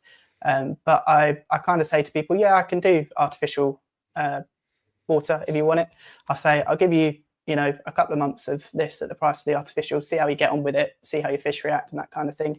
And I think you asked me at AAC, Jamie, if I kind of had noticed a difference for seawater, and the honest answer is it's a little bit hard to remember because it's been a really long time since I switched over now. But for me, I think it was the fish's like reaction to a water change. Like it's anecdotal, but they just seem to love it. It may be. I mean, I don't use natural seawater purely because of logistics of getting it here, really, and not having great access to it. But I'm a massive fan of like the holistic approach to reefing. Natural for me is best. I'd always use natural as possible. So I totally see the appeal of that. Then also, pros and cons, right? At least with synthetic stuff as well, we know exactly what's in it, exactly what ratio it mixes to, and all the rest of it. So yeah, totally many ways to reef. Many ways to reef. Yes. Yeah. And I'm a little bit. I'm sitting on the fence at the moment. I've done the whole go and collect seawater. When I was filling up the tank, Harry was kind enough to deliver me 100 litres of seawater. So I've done a bit of that, and I then mixed up a load. Yeah, I quite like the convenience and ease Yeah. because everything else requires much more effort. Yes. Like even if I collect it myself, that's probably the most amount of effort, and I think I've just broken myself when I collected that Yeah. 275 litres of it. I don't ever want to do it again now. Yeah. Whereas I think if you were plunked in my position, right, the bloke comes at 5:30 in the morning on a Sunday every 4 weeks, fills up that huge IBC, and my tank water changes itself. Yeah, it's no touch for you. Is that, yeah. I thought, well, if every reefer could have an IBC and tank it in seawater, I think that's problem solved, isn't it? But I think Yes. you're in a different position to most of us there. Very lucky, yeah, absolutely. But I mean, they do. So the company is natural seawater supplier. They don't have many slots, and I often say to people, "I'll try these people," and they say, "Oh, I have." They had no slots, but they might do for you because it depends on where you are. I believe. I'm assuming. So if they're, if they're 5 doors down the road, they're very likely to go, yeah, we'll bring an extra 100 litres on the journey we're already doing. So it's worth looking at them. And So yeah. Jason's saying you can't collect stones from the beach because it's illegal. Hope it doesn't apply to seawater. And hopefully Mark will reply because he knows the amount. There is an amount, a ridiculous if you amount. collect that amount, you need a license. But I think that amount is like 500,000 litres or something. It's something ridiculous, yeah. Who do you pay the license money to? Who owns the sea? I have no. Who owns the rocks on the beach? Yeah. That'll be the local council. They'll squeeze money out of anything. The sea. So Mark, if you know that number, just drop it in the chat for us, will you? It is a ridiculously large number though. But I did use Mark's line when I was collecting saltwater. The amount of people that came up to me and said, "Can I just ask what you're doing?" I was like, "I'm just really curious." And I told them that I was fighting rising sea levels. Brilliant. Doing God's work. One guy was particularly taken by it because after he walked past and he came back, and then he clearly thought of a second part to the joke and came back and told me his second part to it. Not worth repeating. I was going to say, what's the second part? he just kind of, I was distracted and he came over and he said, "Oh, I just wanted to thank you for all your good work for protecting us all from." Good lad. How's the tank doing, Steve? It looks pretty clear from here. Yes, yeah, it's doing a lot better. I did talk earlier. I think I've lost the grafted Monty that I got from Prestige at Aqua.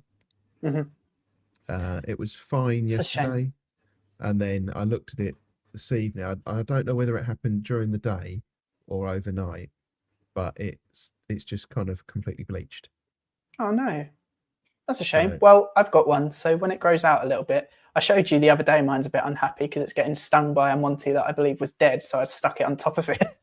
Yes. And now it's come back to life along with the other Monties. Miraculously, they would. I mean, you saw they were actually white, like they were literally white, and were growing like a brown algae on them, and they've completely they look amazing. Yeah. Well, that's what I thought. I'll just leave it, and they might recover as well. Yeah, definitely do, because I only didn't pull them out because I was being lazy. There's a theme here, isn't there? But no, good job I didn't. Excellent. Next thing on my list is equipment care, part of your tank maintenance. Any horror stories from either of you about equipment care? Check your pumps. Yeah, you've had the pump issue, haven't you, H? I once did stupidly. So the Deltec skimmers have that sort of white plastic trim that's got like a textured side and a smooth side. Oh yes, yeah. Skimmer lid. So I was cleaning out my old original Deltec skimmer lid in the sink, and the white had just become like brown. That just got into all the gaps, and the toothbrush wasn't quite getting it off. Right. So I thought this was the actual lid to the skimmer cup, and I was like, oh, do you know what? So I just put it in the kitchen sink, and I poured a kettle of boiling water over it. And it just went freaking off. So I was like, oh wow. And this was a couple of years ago, right? So it was a Deltec 1000i, I think, skimmer, and I contacted Deltec for a replacement lid for it. How much was a replacement lid for it? Bear in mind, the skimmer is about 600 quid, something like that. How much was the replacement lid for the cup? Too much, evidently. Yeah, they wanted 119.95 delivered. No. Lid of the cup. Holy moly. Yep. I wonder what plastic it is to melt. I wonder if that's because it's ozone friendly, if it's made out of some ozone friendly polymer that also melts.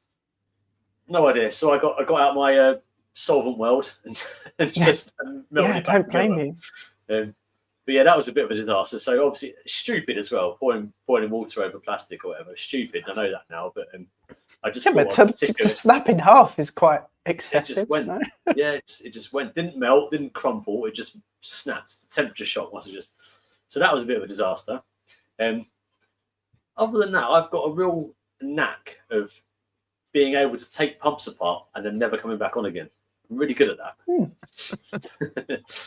I thought you were going to say a real knack for doing maintenance. I was going to say, yeah, I've seen your book with all your little notes, and it's incredible.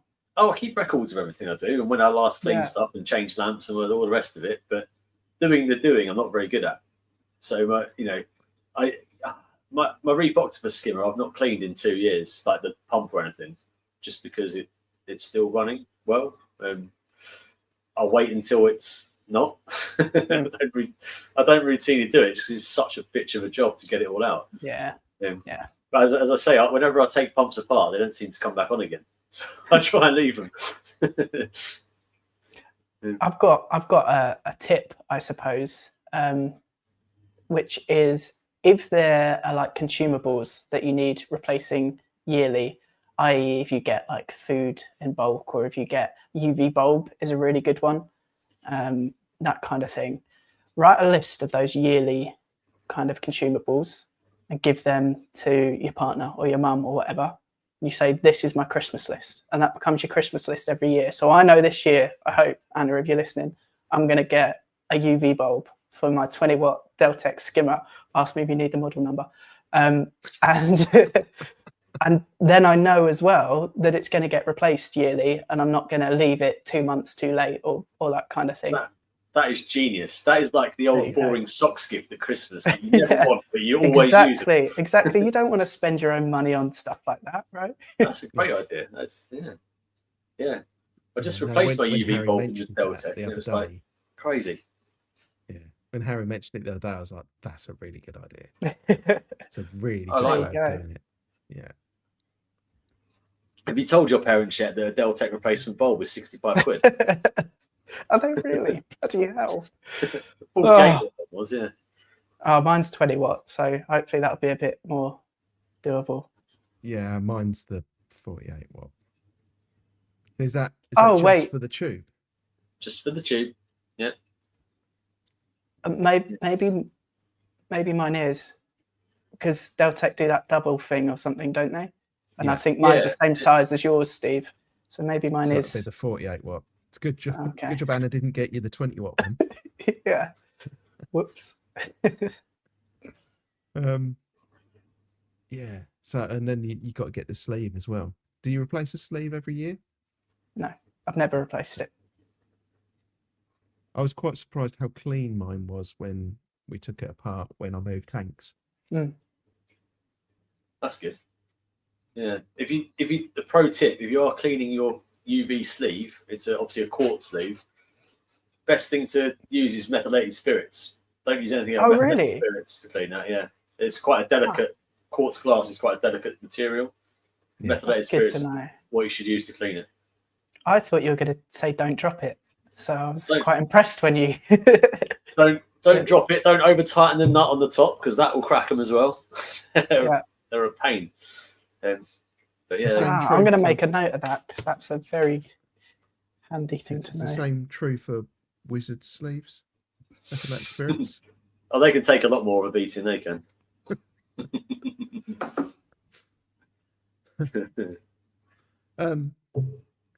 So one of the things that ChatGPT picked up on at this one was that it's a really good idea to clean stuff with vinegar, which I thought is something that we can talk about because it's really not a good idea to use vinegar because it really doesn't do well with wet sides from MP series Ecotex.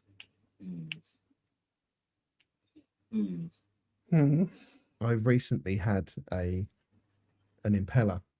It was a second-hand one that I bought, and they'd obviously used vinegar to clean it at some point because the magnet had swollen. Right. So Oh no. yeah. So what is your best alternative? So I use citric acid, but I Me have too. heard that someone recently, I can't remember who commented on it now, said they've stopped using citric acid and they've started using hydrochloric acid. Yes. Yeah. And I was like, I don't know whether I'd want to use that. That might have been Reef Dork that was saying that.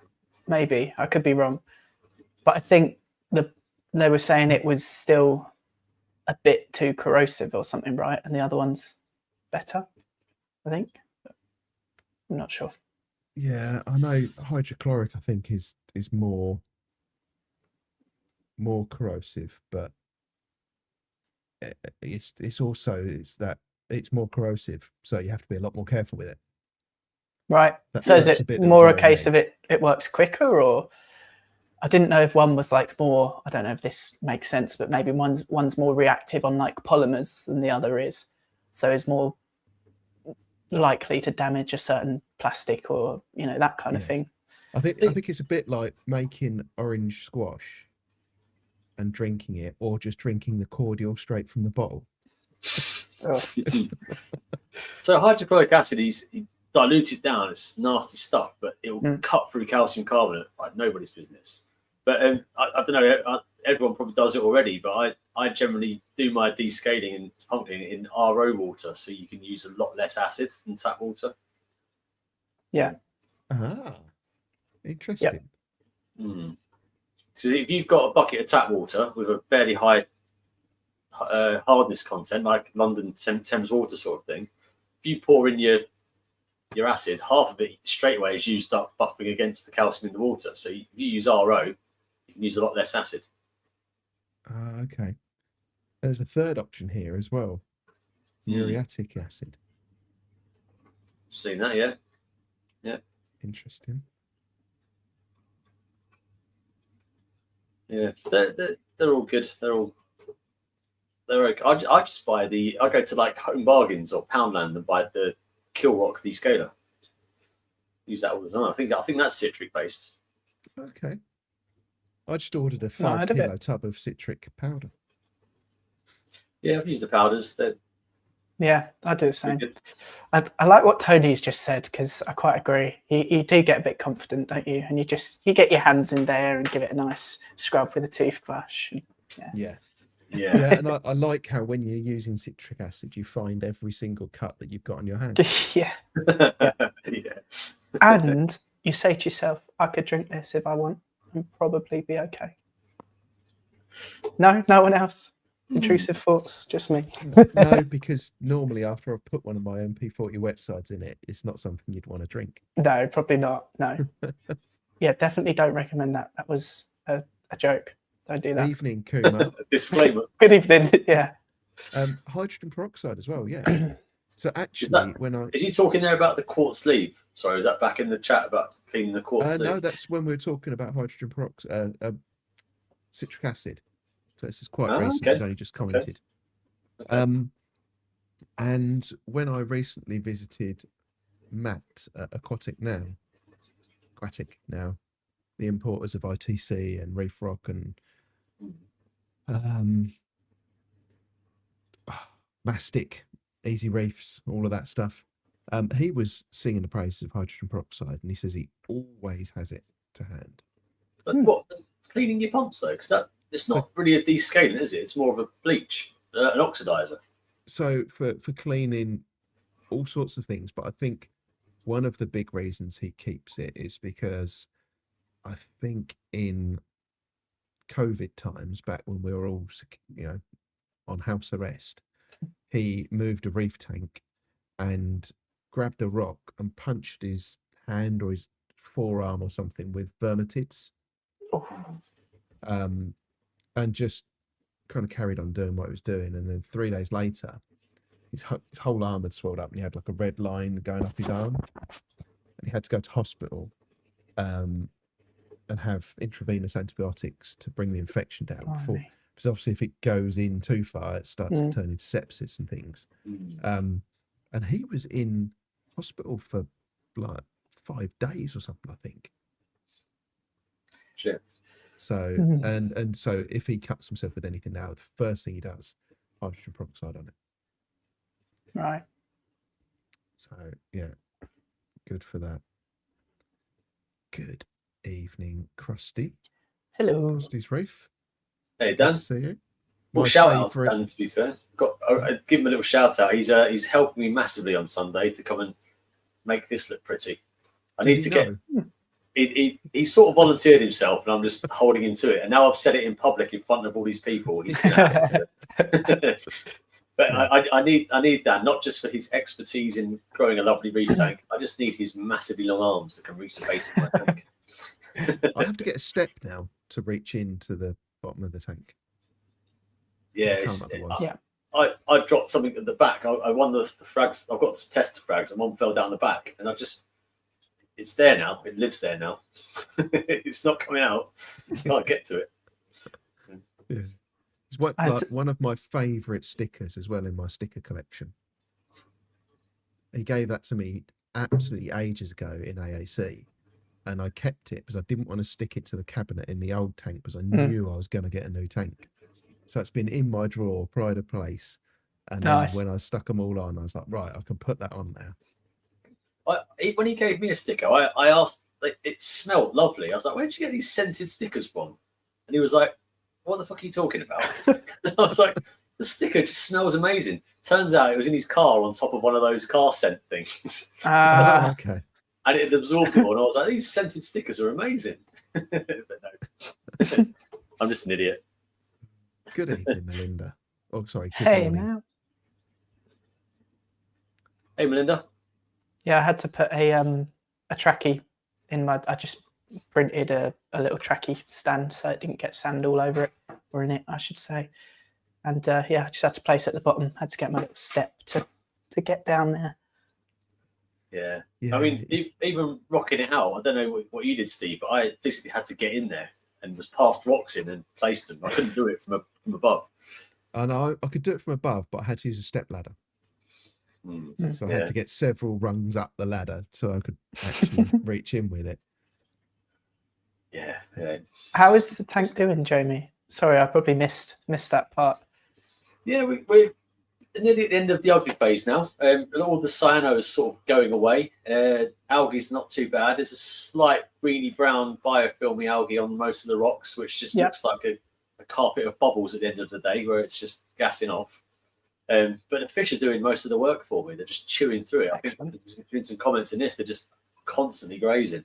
Yeah, nice. So it's going okay. I think the ICP is coming back now to step on old toes. I haven't done a water change yet, and it's been running for 3 months, but I'm going to do one soon as a bit of just as an opportunity to siphon some crap off the base, really. Yeah. But yeah, no, it's going all right. And I say this Sunday is going to be the big transplant day of dismantling the old 6-foot tank and putting most of the coral over. So. Oh wow! Okay. Yeah, hopefully have something to look at. Yeah. Okay. Dan does it with all of the stickers now. He just tells people they're scented ones. There you go. Memorable. Oh, so there's been a couple of comments on this. Bare hands in the tank. Too lazy to do anything otherwise, but I totally get the argument for and would, yeah, I think you can be a really good reefer, and that's one of the things that a really good reefer would do. But I think the majority probably don't. Yeah, I mean, I've had infections around my fingernails where I've been pricked by something or even a bristleworm, and it's just all swollen up. Yeah. Like simple, and you think there's a lot of nasty stuff in these tanks that. Yeah, that's very true. So as pallies you might break, and like Steve's just getting a cut in yourself. There's all sorts of Pseudomonas bacteria can get in, and all that sort of. There's loads of nasty stuff, but I've seen even most reef shops now sell those sort of arm length latex gloves. Yeah. I mean, they definitely come in handy, don't they, for other things as well to do I call with them the towel tank. gloves. Yeah, they are like the veterinary stuff, aren't they? But I think I'm the same. Hands straight in. In professional terms, on a live official platform, I recommend you wear gloves in your fish tank. Yeah. Yes. For yourself and for the tank. Yeah. It's the right thing to do. But Yeah. I think what I'm seeing from almost all of the comments is, I think hands in. maybe if you've got a nano, in regards to the tank health, it might be more sensible, and you might want to be more cautious. I think if I've got a little bit of, I don't know, if I've run my hand through my hair, I've got some oil on my hand, that's going to disperse quite quickly in between the two tanks, 600 litres or whatever it is. Whereas in a little 50, 100 litre nano, that's going to perhaps have more of a... That's it. Our whole argument here is, what we're talking about is protecting ourselves, but I'm also more worried about if I touch some soap or detergent or something, I'm going to get in the tank. Yeah, so I'm more worried about the other way. Hands beforehand, but without soap. So I'll rinse my hands off really well, and then go and do something in the tank. And then when I'm done in the tank, I always go and wash my hands with soap. Yeah. Straight away, first thing I do. Yeah. Matt's all about the hygiene. He even wears gloves in the bedroom. Yeah. No, it's definitely something I think people probably should do, but then again, none of us do. Yeah. Kumar says he's cut zoas with scissors and then laid in bed for 2 or 3 days. I don't know whether that's an exceptionally high level of effort from him and he needed a rest afterwards, or whether it was a palytoxin related rest in bed. Oh dear, gosh, I can't imagine that's fun. Yeah. Yeah. Yeah, that's the other thing. Good point, Tony. If your gloves are filthy, if you're not storing them well, I think technically, if you were doing that, you might need to clean them after every use and keep them in a bag or something sealed. And aren't they supposed to be disposable? The thin ones are, aren't they? But you can get those long, butyl rubber type ones. Yeah, that's what mine are. Yeah. Probably covered in silicates and nasties. Yeah, I mean, I would be more concerned about putting those in. Can't win, can you? All the cow poo. This is probably why people say keep your hands out your tank. This is it, yeah. Another reason not to tamper, isn't it? Yep. Exactly. What else have I got in my list of topics here? Nutrient control. So we can talk about your roller mat. We did talk about it a little bit earlier, Jamie, but I really liked that. So is yours on? Does everything go through your mat? Yeah, everything goes through it. Yeah, I just find the video file again. I just find that nowadays we've gone the opposite. So when I got into reefing 20 years ago, our tanks were filthy. You know, there was phosphate through the roof. We didn't even test for it. Nitrates through the roof. Water was brown. All that they were filthy. We've gone completely the other way now. I think our tanks are too clean. I know it's not just me that struggles, but a lot of people I spoke to struggle with too low phosphate, too low nitrate. We're taking too much out. So I think with the roller mats, they're a fantastic bit of kit, but I've run mine on a bypass so that not everything goes through it. Because I think they take out too much. So I like to have mine pump fed, so a proportion of water doesn't go through it. So nice. Let me just go back a little bit more. So this is the sump. So I love all your bits in your sump. So that's my first filter. Yeah. And then the water comes under this baffle, so it's a low level baffle. So the water hits that Eheim pump pretty much straight away. and then that pump pushes. That's a 2,100 litre an hour pump, so it's pushing quite a bit of water through that. Okay. But plenty gets through. So I've got the skimmer and that in that sort of first filtration chamber to sort of strip out a bit. But I like the idea that still plenty gets through. Yeah, I think there's a lot to be said in regards to particulates, and if you've got a lot of coral, them getting the food that they need. Yeah, so I was thinking about having a kind of a diverter tube and having it so that I could put a percentage of the water through the reef mat like that. But I quite like Jamie's idea where you just let the water dump in and then pump a percentage of it through your reef mat. Yeah, because Yeah, that nice. first chamber is almost like a settlement chamber. So I can occasionally back out if sediment builds up in that chamber because it's not a very turbulent part. So it's not, the filtration and the filter feeding inverts and the MPS corals will take out particulates, hopefully, what they need. And anything surplus, I'll just back out every now and then. I mean, it's still in its infancy, really, but that's the plan. And then, I'll just use the reef mat. Still take, the first roll. I've just changed the first roll. It lasted me 16 days, so it's racing through it. It's taking out a lot of stuff. Wow. But then that's because I'm cleaning the glass 2 times a day at the minute, and there's loads of stuff coming off. So, well, if you need some replacements, I see that Exodus actually sell aftermarket ones, and they're a little bit cheaper. So if you go on the Exodus website, you can buy direct aftermarket things straight from them. Okay, what, like as in replacement rolls? Yep. Yeah. Will fit a Red Sea roller mat. They're literally called RS, and then the number, either 1200 or 500. RM. Sorry. Ooh. Yes, reef mat. Yeah. Okay. I found them the other day looking for. Let me share my screen. Looking for MP40 parts. Share screen. Tie up that one. Share. And I noticed. If I keep scrolling down. Somewhere in here. Somewhere. We're getting there. Here we go. So roller mat or reef mat 500, reef mat 1200, and reef mat 250, and they do them for the Clara Sea as well. Interesting. And what's the sort of price point on those? Are they massively different? The 1200 is $10.99 plus VAT. Okay. Yeah. So So it's just shy of half cheaper. price, I think.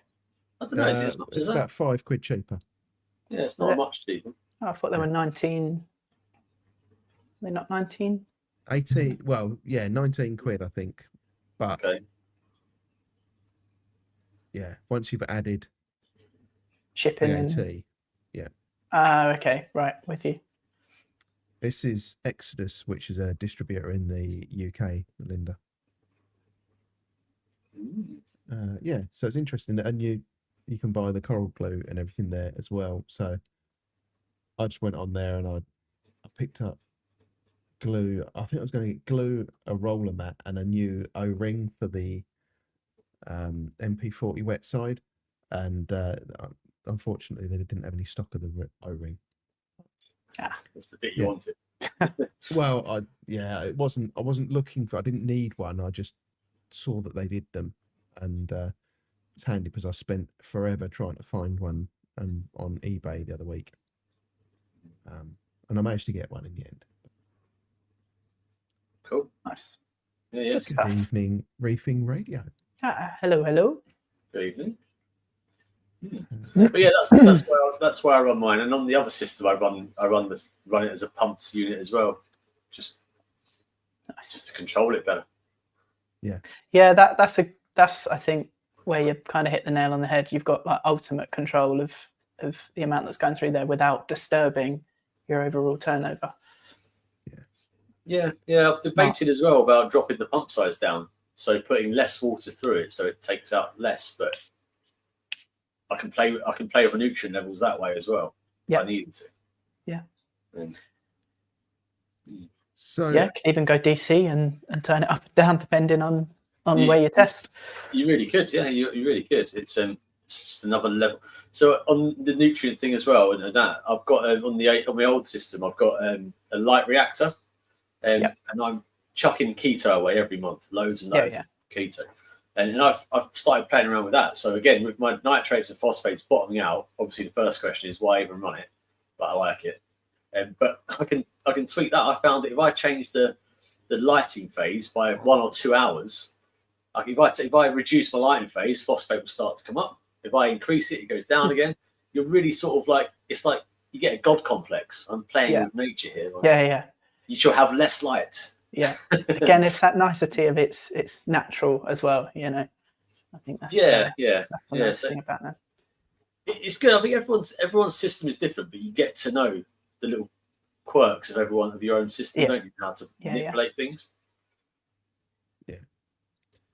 Wanted to get to some news because I'm mindful of the time, and there is a little bit of news. So one of them, I couldn't find anything online, and I wasn't going to share all of my emails on the screen.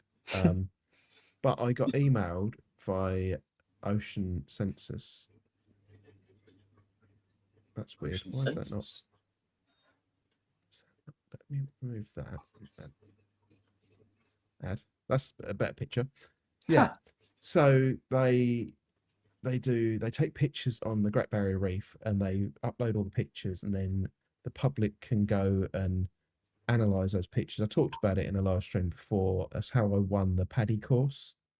They pick like everyone that's done X amount of photo analysis that month. They'll pick 10 winners or whatever, and they all get a prize. They have just recorded and witnessed the first corals that have been planted on the Mars reef stars. You know, that Jamie was talking about, Mars Bar Company make these rebar stars that are covered in epoxy and then rolled in sand. They put some corals on these reef stars, and then they have now witnessed those corals spawning off of the stars in more reef on the Great Barrier Reef, which I thought was great news. And you've seen some epic, of the so reef a man-made reef is now going through a spawning cycle. Brilliant. That completes the circle, didn't it? Yeah, and it's the first one, so it was really good that's happened. Yay! I hadn't seen that. Next thing. Well, this was the weird thing. It's not online anywhere. I just got an email about it, which I found really bizarre. That's really cool. Tell Steve. We must tell Steve. Well, clearly it wasn't just to me. It was to everyone that's registered with them. But I just found it weird that it wasn't just like on the internet. And then I found this article on Oceanographic. It's saying don't write off our corals just yet. It was quite an interesting article, and I'll kind of scroll through, but I'll summarize it as well. So it was basically saying that the reefs and the people that depend on them are now starting to fight back after this fourth global bleaching event, and that because that affected 80% of the reefs worldwide. They're now saying that they're finding pockets of reefs that are finding more resilience than other places, and they're saying they all tend to have a few things in common: strong currents, healthy fish populations, and a connection to cooler, deeper water. So I'm guessing the current and the proximity to the cooler, deeper water is meaning that they're not sitting at that hot temperature for extended periods. They get cooled back down again. Exactly what Dong was talking about. The high flow, you know, it's quite easy to logisticize. Is that word? That the high flow would remove the heat, just as if you were standing, I don't know, in a wind storm. In a breeze, yeah. That makes a lot of sense. It's, interesting. They also said in Fiji there were reefs that lost more than half their coral, and they rebounded within 4 years. Nice. In the Seychelles, reefs have recovered more quickly from the 2016 heat wave compared to the 1998 heat wave, showing that they're actually building their own resilience. Mm. Yeah. And the general theme of the entire article is that the sorry, I just got notification that my camera battery's died. Sorry. And that all of this doom and gloom, they're a little bit worried that people are going to go, oh well, everything's going to die anyway. Yeah, sure. Let's not bother trying anymore. Yeah. So they're saying, actually, we need to keep trying. Yeah. We need Mother Nature's very resilient. We need Yeah. to just buy it a bit more time. The trouble is that Work its way the through. general public don't realise that 4 years in reefing terms is quite a quick turnaround. Mm. Whereas in the real world, without Instagram and instant news sort of culture, that seems like an insurmountable amount of time, doesn't it? But 4 years in a reefing world, that's brilliant. Yeah, really, really good. Yeah. I think like Jamie Craggs was saying at Coral Freaks as well, is that, you know, as we've got this audience with us tonight, like we could potentially really play a part and are by sustaining the industry by being hobbyists. You know, newer discoveries are being made when these manufacturers are researching what light really is effectively nourishing corals, and what flow patterns helps them to grow healthier and stronger and faster. That then translates to the kind of conservational efforts and side of things. So yeah, we're just by being in the hobby, we're kind of all doing our part. And yeah, I think it's good that we have what we have. I think so. It's just like the more everyone talks about it, isn't it? Just Yeah, because every time people come, like friends and family that aren't reefers, come to our house and ask all these questions about the reefs, it inevitably turns back round to like, well, when I was on holiday in Egypt, I saw all of this stuff, and I was like, well, actually, and then you start a conversation about it won't be there in 10 years' time, if, you know, blah blah blah. And it's getting people engaged with it, isn't it? Yeah, Yes. yeah, absolutely. I was wondering if you were still there, Steve. Yeah, I'm still here. Sorry, I tried to turn it back on again. I said to Jamie earlier on in the stream, I had a USB hub die earlier, and I haven't quite recovered fully from it. I don't quite know what's going on. My last bit of news that I wanted to share is that there is a little impromptu reef meet on the 29th of November at Aquatic Emporium. That's only supposed to be spelt with one Q, not two. But I don't know if you can guess who's going to be there. There's two people that we know from the regular groups of people that will be there, that picture hints to. Can you guess who they will be? Well, we've obviously got Baby David, but who's the Concorde one? That's throwing me. Yeah, I'm not sure. It's Coach. Have you not noticed he's always got a Concorde on the wall behind it? Oh, really? Right. Very subtle. Very subtle. That is subtle. Nice. So I know they're planning on going, and they've just opened the invite to everyone else to see who else might like to go as well. Excellent. Is this going to be put in the Facebook Meet group? Is it in there? I don't know. Be worth, reach out to Liam, see if you can write it up in there. I know it's been shared on the get-togethers, reef meets and get-togethers on Discord. Okay. But yeah, I just wanted to kind of announce it here as well, just so that we reach as many people as possible. If anyone fancies coming and having a look. Yeah, nice. And just for everyone's Aquatic Emporium, is that what we all call the crazy lady? Yes, Sue. Yeah. So it's southwest London. It's inside the M25, but not by much. Yeah. Yeah, that's it. I can't remember the name of the town now. It's escaping me, but yeah. Shepperton? Is that the one? Shepperton, that's it. Yep. Yeah. Cool. Excellent. Perfect. Well, thank you very much both for coming on, for joining us. Yeah, cheers, Harry. Yeah, Thanks thank you. everyone for tuning in and listening to us ramble. Indeed. And yeah, we'll see you next week. Take Yeah. care, everyone. Good See you fun. later.